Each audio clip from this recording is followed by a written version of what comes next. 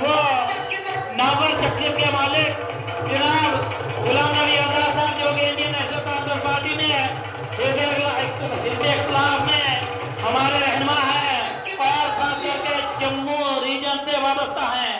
मैं सबसे गुजारिश करता हूँ कि उनकी स्वागत के लिए जबरदस्त नारा जनाब गुलाम नबी आजाद साहब, जनाब गुलाम नबी आजाद साहब, जनाब गुलाम नबी आजाद साहब, राहुल गांधी साहब, जनाब राहुल गांधी साहब, मोहतरमा सोनिया गांधी साहबा, मोहतरमा सोनिया गांधी साहबा, मोहतरमा प्रियंका गांधी साहबा, मोहतरमा प्रियंका गांधी साहबा।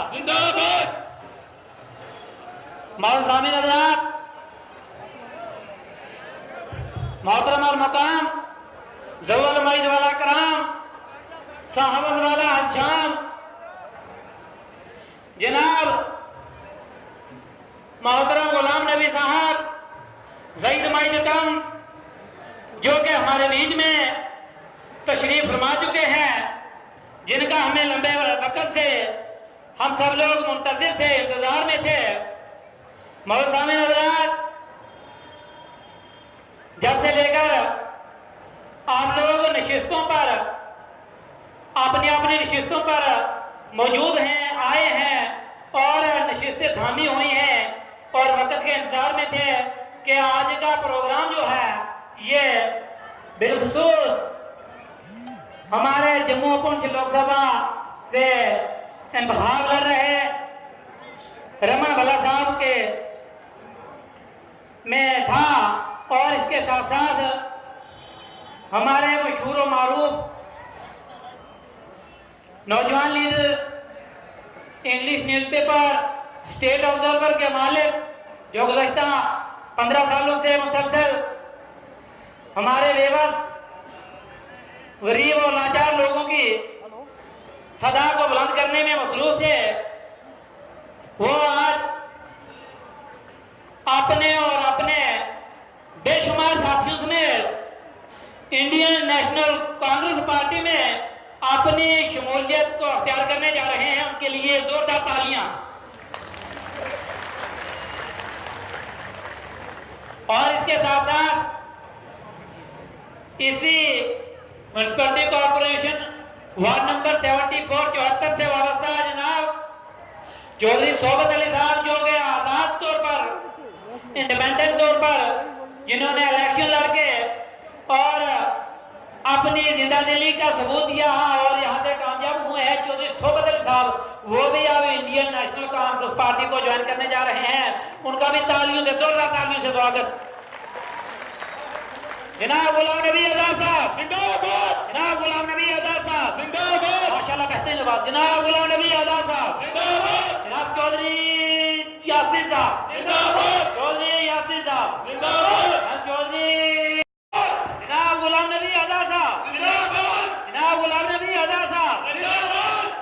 मौजूद सामने हज़रात, ये दो ऐसे कादावर शख्सियत हैं हमारे गुजर तबका में कि इनके शामिल होने से मुझे पूरी उम्मीद है कि इंशाअल्लाह रहमान हमारा एमपी का लीडर, एमपी जो है वो कभी हार नहीं सकता। जनाब गुलाम नबी आजाद साहब जिंदाबाद, जनाब गुलाम नबी आजाद साहब जिंदाबाद, जनाब गुलाम नबी आजाद साहब जिंदाबाद, चौधरी यासीर साहब जिंदाबाद, चौधरी सोबत अली साहब जिंदाबाद।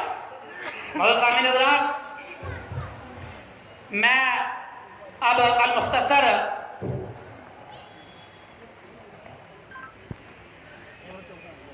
NSUI नेशनल प्रेसिडेंट जनाब नीरज कुंदन साहब को मैं स्टेज पर दावत देता हूं कि वो चंद मिनटों के लिए अपनी तकरीर करें। धन्यवाद। सबसे पहले मैं दिल की गहराइयों से शोबत अली जी को और यासमीन जी को कांग्रेस के इस प्यार भरे परिवार में आज दिल की गहराइयों से स्वागत करता हूं और मंच पर उपस्थित हमारे देश के नेता, हमारे पूर्व सीएम गुलाम नबी आजाद साहब, लीडर ऑफ ओपोजिशन, हमारे जम्मू पुंछ के लोकसभा के प्रत्याशी श्री रमन भल्ला साहब। साथियों, मैं ज्यादा वक्त ना लेते हुए आपके सामने सिर्फ चंद यही बात रखूंगा। आज कांग्रेस पार्टी ने हमें एक ऐसा कैंडिडेट दिया है, हमारी ऐसी खुशनसीबी है कि हम जब भी इनके लिए वोट मांगने जा रहे हैं तो हमें इनकी उपलब्धियां बताते बताते दिन से रात और रात से शाम हो रही है। और वही दूसरी ओर भाजपा का एक ऐसा नेता है, ऐसा प्रत्याशी है कि उनके जो कार्यकर्ता हैं उनको छुप के रात को उनके लिए वोट मांगने पड़ रहे हैं, जो उन्होंने पिछले 5 साल यहाँ से गायब रहे। मेरी आप लोगों से यही अपेक्षा रहेगी कि पिछले 5 साल में जो इस देश के और इस लोकसभा के प्रत्याशी और भूतपूर्व मंत्री रमन भल्ला साहब एक अखबार के मालिक और एडिटर,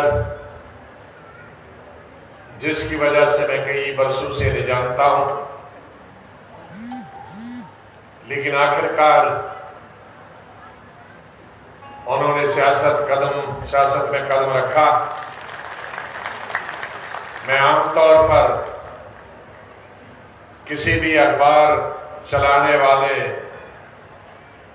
व्यक्ति को सियासत में आने से रोकता हूं और खास तौर से उन अखबार चलाने वाले लोगों को रोकता हूं जिनकी आज के जमाने में बहुत किल्लत है,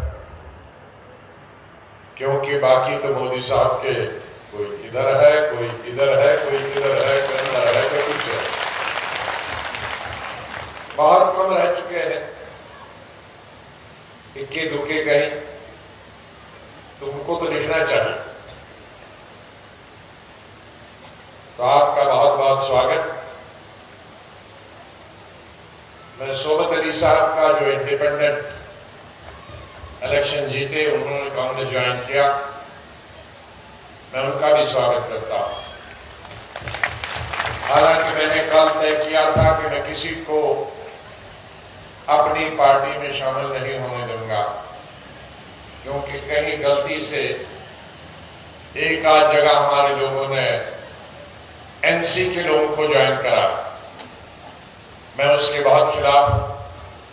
एनसी हमारा, नेशनल कॉन्फ्रेंस हमारा लाई है, हम मिलकर इलेक्शन लड़ रहे हैं। मैं अपने साथियों को भी कहूंगा कि किसी भी नेशनल कॉन्फ्रेंस के लीडर को किसी भी लेवल पे उसे पार्टी छोड़ने पर मजबूर न करें।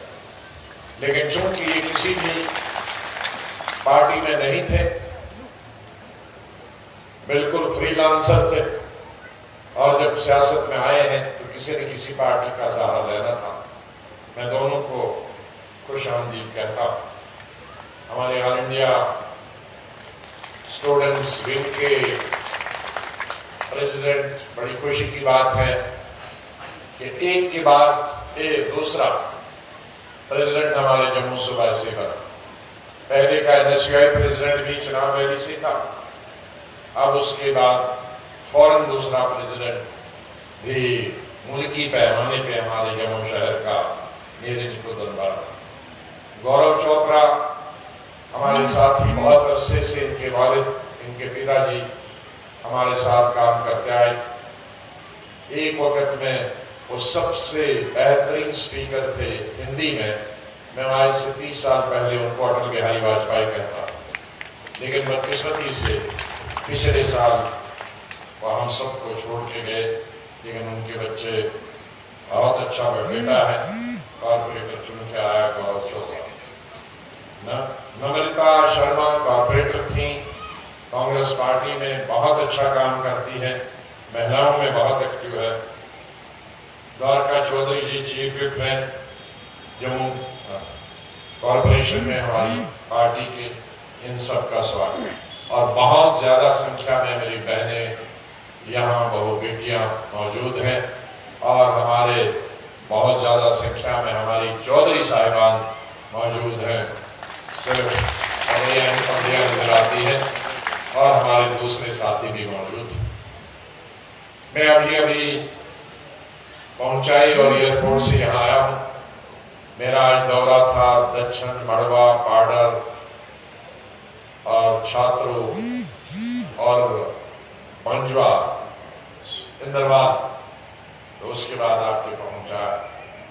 मैं पिछले 3-4 दिनों से दिन में कश्मीर का, राजौरी, पुंछ का, चिनाब वैली का दिन में हेलीकॉप्टर से दौरा करता हूं, और एयरपोर्ट से ही सीधे कोई न कोई एक न एक पब्लिक मीटिंग शर्मा अपने रमन भल्ला जी के लिए करता हूँ। बहुत अच्छी मीटिंग है, इसके लिए मैं ऑर्गेनाइजर्स को बहुत बधाई देना चाहता हूँ। इलेक्शन का दौर, मैंने बहुत सारे इलेक्शन हिंदुस्तान के देखे और हर इलेक्शन, शायद हिंदुस्तान का कोई भी असेंबली का इलेक्शन हो या पार्लियामेंट का इलेक्शन हो, पिछले 35 वर्षों से जिसमें मैंने हिस्सा नहीं लिया, और चाहे वो बाई इलेक्शन कश्मीर से लेकर कन्याकुमारी तक और सिक्किम से लेकर अंडमान निकोबार, लेकिन ये इलेक्शन इस वक्त जितना अहम है, जितना जरूरी है, मैंने कभी भी ये जरूरत महसूस नहीं की कि सरकार बदलनी चाहिए। राजनीति में, माफ कीजिए, हम दो किस्म के लोग हैं, मुझे आधा उर्दू बोलना पड़ेगा, आधा हिंदी बोलना पड़ेगा। अब बाहर जाता हूं तो मुझे उर्दू वहां भूल जाता हूं, यहां आता हूं जम्मू कश्मीर में तो हिंदी भूल जाता हूं। यहाँ मिक्स है, मेरी बहनें, मुझे लगता है कि ये सब हिंदी जानने वाली है कि उर्दू जानने वाली। हिंदी है, सब कुछ जानते हैं, बहुत अच्छा। क्योंकि ये जरूरी नहीं है कि हमेशा कांग्रेस की ही सरकार रहे, ये जरूरी नहीं है कि कांग्रेस का ही हर दफा प्राइम मिनिस्टर बने, और ये भी गलत है जब बीजेपी वाले कहते हैं कि सिर्फ नेहरू खानदान ही प्राइम मिनिस्टर बना। ये सुनना भी गलत है और सोचना भी गलत है। नेहरू खानदान के सिर्फ 3 प्राइम मिनिस्टर बने, और नेहरू खानदान से बाहर कांग्रेस के और गैर कांग्रेस के बहुत सारे प्रधानमंत्री बने। कांग्रेस के बाद, नेहरू के बाद शास्त्री जी बने, शास्त्री जी के बाद इंदिरा गांधी बनी, इंदिरा गांधी के बाद कांग्रेस की सरकार नहीं बनी, जनता पार्टी की सरकार बनी। मोरारजी देसाई बने, उसमें अटल बिहारी वाजपेयी जी मंत्री थे, अडवाणी जी मंत्री थे। तो एक तो पहला गैर कांग्रेसी चीफ मिनिस्टर हो, प्राइम मिनिस्टर हो। उसके बाद कांग्रेस का गैर कांग्रेसी प्राइम मिनिस्टर चौधरी चरण सिंह हो गए, वो कांग्रेस के प्राइम मिनिस्टर नहीं थे। फिर कांग्रेस के राजीव गांधी बन गए, लेकिन राजीव गांधी के बाद कांग्रेस का प्राइम मिनिस्टर नहीं बना, वीपी सिंह बना, कांग्रेस के खिलाफ वाला प्राइम मिनिस्टर बना। उसके बाद चंद्रशेखर बना, वो भी कांग्रेस का नहीं था। उसके बाद नरसिम्हा राव बना, कांग्रेस, लेकिन कांग्रेस उस नरसिम्हा के बाद, राव के बाद फिर 3 और नॉन कांग्रेस प्राइम मिनिस्टर बने। देवी गौड़ा कांग्रेस का प्राइम मिनिस्टर नहीं था। गुजराल साहब, आई.के. गुजराल साहब कांग्रेस के प्राइम मिनिस्टर नहीं थे। अटल बिहारी वाजपेयी जी कांग्रेस के प्राइम मिनिस्टर थे, बीजेपी के प्राइम मिनिस्टर। फिर उसके बाद 3 गैर कांग्रेसों के बाद मनमोहन सिंह जी बना, उसके बाद फिर गैर कांग्रेस। तो अगर कुल मिला के देखेंगे तो कांग्रेस 70 साल में कांग्रेस प्रधानमंत्रियों से ज्यादा गैर कांग्रेस प्रधानमंत्री बने। तो जो मोदी साहब 24 घंटे बोलते हैं कांग्रेस कांग्रेस प्रधानमंत्री, जरा वो अपना हिस्ट्री जरा पढ़ा करें, उसमें हिस्ट्री में, ज्योग्राफिया में उनको थोड़ी दिक्कत तो आती है बेचारे को। इसीलिए दिक्कत इसलिए आती है कि उन्होंने पिछले साल 3 सदियों में 3 बड़े महा ऋषि पैदा हुए, 3 सदियों में, अलग अलग सदियों में, और कई भाषणों में उन्होंने कहा कि ये रात को बेले मिल के बैठते थे और फैसला करते थे, और वो तीनों महर्षि 3 अलग अलग सदियों में पैदा हुए थे। एक को मरे हुए 1 सदी हुई थी, 100 साल, दूसरा 100 साल मरे हुए होता, तीसरे को 100 साल मरे हुआ था, और पहले और दूसरे वाले में 300 साल का फर्क था। लेकिन वो कहते थे कि तीनों बैठ के निर्णय लेते थे। बेचारे जरा हिस्ट्री तो पढ़ा करते हैं, इतना तो कचरा मत करो हिंदुस्तान की हिस्ट्री का, बहुत सारे आपके साधन हैं। तो यहां भी उनका गड़बड़ रहता। और पिछले साल तो विदेश में उन्होंने बहुत ही गड़बड़ किया। क्या किया, कहा 130 करोड़ लोगों ने मुझे वोट दे दी, 130 करोड़ लोगों। और ये किसने कहा? ये पार्लियामेंट ने नहीं कहा, विदेश में जहां सभी विश्व के राष्ट्रपति थे, सभी विश्व के, अमेरिका, बर्तानिया, जापान, चाइना के और दुनिया भर के प्राइम मिनिस्टर और प्रेसिडेंट थे, तो उन्होंने कहा कि मुझको 130 करोड़ लोगों ने चुन के दिया।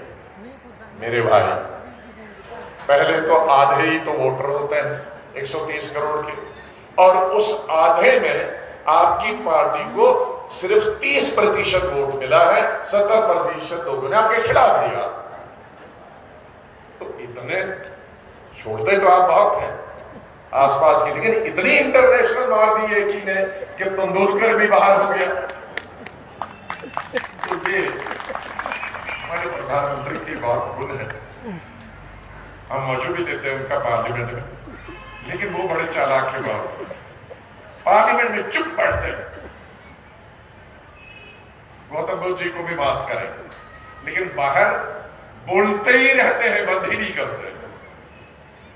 हमारे प्रधानमंत्री जी पार्लियामेंट में साल में एक दफा बोलते हैं, एक दफा लोकसभा में और राज्यसभा में सिर्फ। और ये हमारे प्रधानमंत्री जी का, उनकी पीठ के पीछे नहीं, मैं उनके सामने बहुत ज्यादा बोलता हूँ। पीठ के पीछे बहुत बुरा लगता है बोलना, सामने बहुत एक डेढ़ घंटा उनके आमने सामने बोलता हूँ। लेकिन अच्छी बात उनकी है कि कभी जवाब उन्होंने नहीं दिया। लाजवाल उर्दू न्यूज़ यूट्यूब चैनल को सब्सक्राइब जरूर करें और बेल आइकन पर क्लिक करें। बेल आइकन पर क्लिक करने से आपको ताज़ा तरीन खबरों की फौरी जानकारी मिलेगी।